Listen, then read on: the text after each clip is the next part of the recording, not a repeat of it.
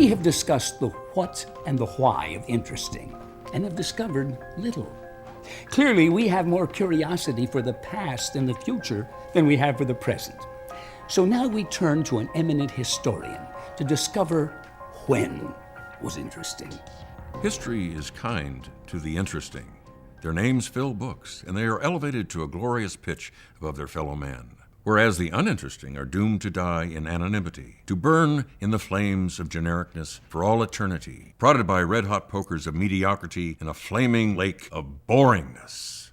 Look at our American presidents and founding fathers. Ben Franklin, a thoroughly interesting man. Teddy Roosevelt was once shot in the middle of a speech, but kept right on going. Interesting.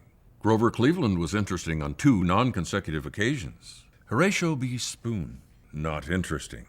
Also not a president. Why? Because he was never elected. Because he was never nominated. Because nobody could remember who he was. Because he was boring. Case in point. One of the biggest problems we have as historians is how do we make history come alive, since most of it is really not all that interesting. Take the 100 Years' War. More like 1 year war, 99 years standing around. Which is why I've specialized in revisionist history. It gives you the freedom to be a lot more creative.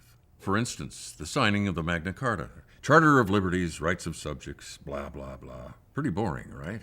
Well, not if, let's say, King John was actually a pirate. History just got a lot more interesting.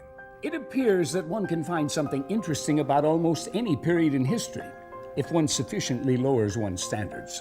So if not the when, maybe we should be looking at the who. When we return, we take a look at the most interesting man in the world.